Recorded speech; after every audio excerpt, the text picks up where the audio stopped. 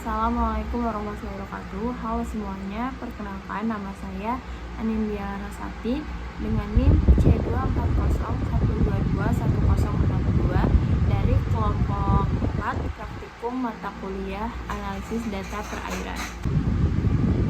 Di sini saya akan melakukan micro teaching mengenai materi pertemuan keempat sebagai tugas pengganti ketidakhadiran saya di minggu keempat. Materi pada minggu keempat ini membahas tentang analisis regresi linear sederhana. Analisis regresi adalah alat statistika untuk mengevaluasi hubungan antara peubah bebas atau X dengan peubah tak bebas, yaitu Y. Dari analisis ini, kita dapat mengetahui hubungan sebab akibat dari peubah-ubah tersebut. Apakah peubah yang satu akan mempengaruhi peubah yang lainnya atau sebaliknya.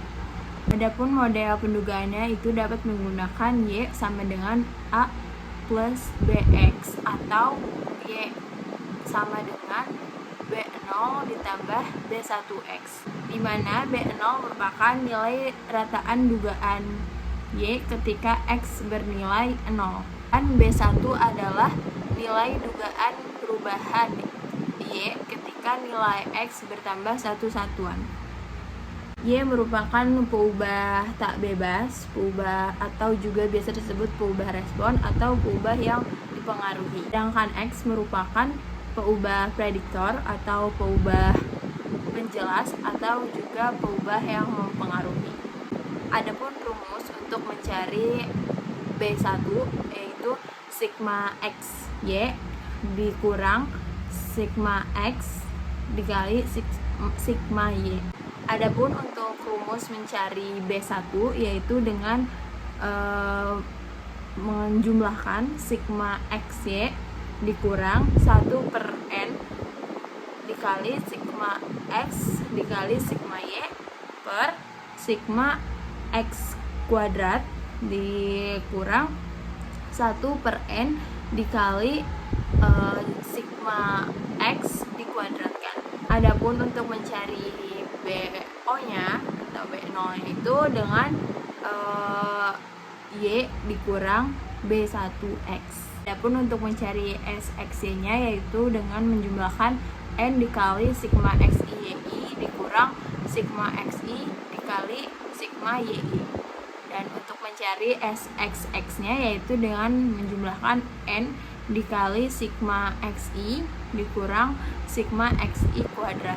Adapun untuk mencari SXX-nya yaitu dengan menjumlahkan N dikali sigma XI kuadrat lalu dikurang sigma XI yang dikuadratkan. Dan untuk mencari SYY-nya yaitu dengan menjumlahkan N dikali sigma YI kuadrat dikurang sigma YI yang dikuadratkan. Untuk mencari JKR atau jumlah kuadrat regresi yaitu 1 dikali dalam kurung sigma XY dikurang 1/n dikali sigma X dikali sigma Y tutup kurung. Adapun untuk mencari JKT atau jumlah kuadrat total yaitu dengan sigma Y kuadrat dikurang 1/n dikali dalam kurung sigma Y dikuadratkan.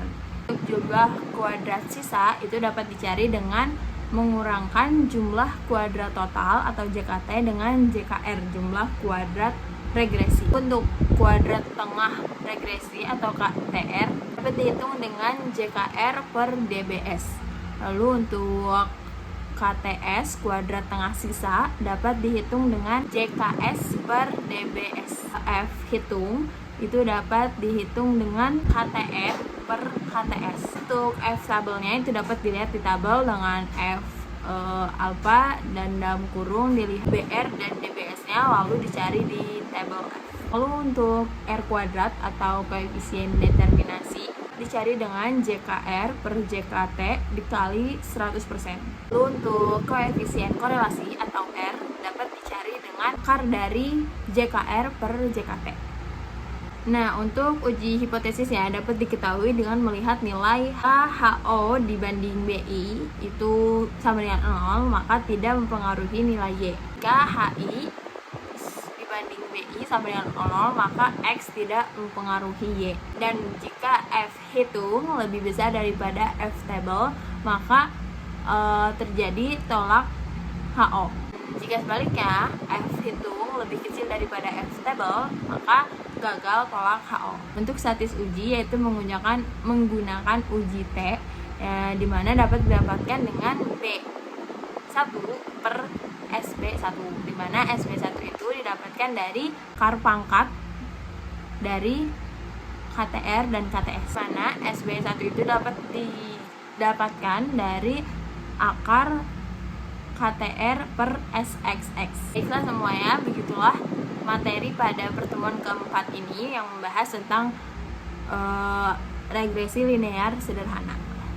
Menurut aku materinya cukup rumit tapi juga tidak susah itu untuk dipahami.